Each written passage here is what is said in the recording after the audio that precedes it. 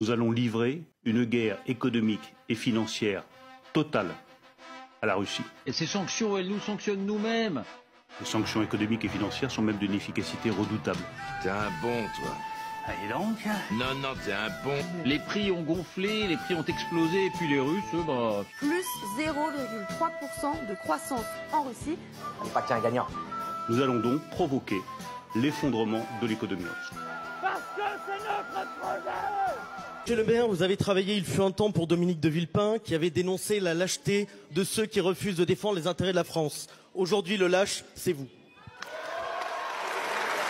Je suis pas venue ici pour souffrir, ok? Vous pensez que nos libertés seront en danger? Je le pense très profondément. Quelle liberté? Je pense que votre liberté, vous, journaliste... Arrête de te foutre de ma gueule. Mercredi, en son château de l'Élysée, le prince recevait quelques éditorialistes. L'objectif de l'Élysée, c'est qu'Emmanuel Macron distille la bonne parole, donne lui-même les éléments de langage aux 10 journalistes les plus influents de la presse parisienne. Ébruité d'un ordre des journalistes. Le prince avait recommandé que cette réunion restât secrète. Une rencontre en toute discrétion. Qui est une pratique intéressante. On y trouve Guillaume Tabar du Figaro, France Inter et des Échos, Françoise Fressos du Monde ou encore Nathalie Saint-Cric de France Télévisions. CNews n'était pas invité, comme c'est curieux. Et dès le lendemain matin, patatras. On apprit bientôt que la réunion secrète ne l'était plus.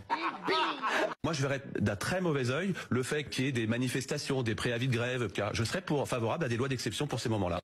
Des lois d'exception pour interdire les grèves avant les grands événements sportifs. Bah tiens, et pourquoi pas signer à résidence les syndicalistes, hein, pendant qu'on y est, rendre illégal le transport de banderoles, puisqu'on l'a bien fait pour les casseroles. Ou après tout, allez, allons-y, hein. Interdisons la pluie, parce que ça gâche la fête. Hein. Non mais franchement, moi ça me fait marrer. C'est l'espoir qui va avec M. Macron, qu'il est le bon guide de nous amener dans ce monde nouveau. Qui va exploser. Je me suis longtemps demandé à quoi ça servait les sourcils, et manifestement ça sert à se faire remarquer quand c'est tombé. Et ça c'est sûr que ça vous change. Et alors c'est pas vrai, tout ça c'est faux, hein. Pratiquement tout ce qui est dit sur moi est faux. Vous allez trop fort. Oh bah tout ça, c'est du fake news. Fake news. Heureusement que je ne vois rien, que je n'entends rien. Circuler, il n'y a rien à voir. À l'heure à laquelle je vous parle, la facture d'électricité des Français aurait dû augmenter de plus de 100%. Elle a augmenté de 4%. Parce que l'État a agi. La facture de gaz des Français aurait dû augmenter de plus de 100%. Elle a augmenté de 0%. Parce que l'État a agi. Vous savez ce que ça représente comme économie en moyenne pour une famille française? 120 € par mois. Et les gars, n'oubliez pas tout ce que le gouvernement vous donne. Ok, on va recalculer. La facture d'électricité, elle a augmenté de 4%. La facture de gaz, elle a augmenté de 0%. Vous savez ce que ça représente comme économie en moyenne? 120 € par mois. La fête, avec encula. Ce voyage aujourd'hui d'Emmanuel Macron qui part en Algérie pour une visite, dit-il, historique de réconciliation.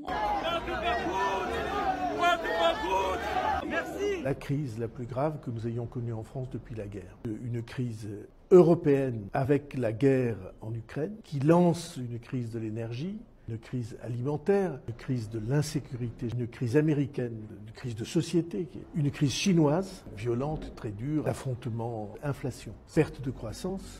Bravo l'artiste.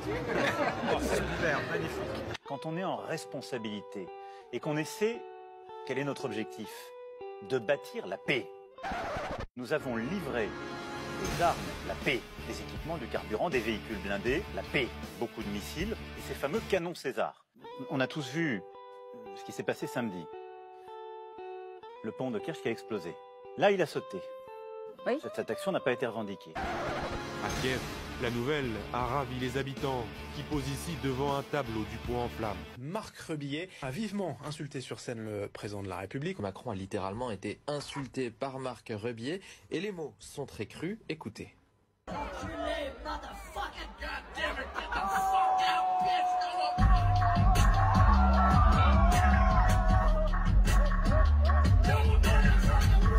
En fait, je comprends pas ce que vous voulez. Ben voilà. Parce que votre banderole, moi j'aimerais bien la banderole, mais avec aller voter la prochaine fois. Parce qu'en fait, il a été réélu, Macron. Le plus mal élu de la Ve République. Je comprends pas ce que vous voulez. Parce qu'au fond, qu'est-ce que vous voulez? Allez vous faire foutre. Qu'est-ce que vous voulez? Dégagez de là par pitié, quoi. Oh putain. Qu'est-ce que vous voulez? On vous déteste tous Vous nous faites honte, vous nous mettez dans des bourbiers. Qu'est-ce que vous voulez? Le peuple, c'est le boss et Macron, c'est l'employé. S'il vous plaît, non, vous pouvez pas. Vous êtes viré. Je suis viré. Vous êtes viré. Ah! Vous êtes viré.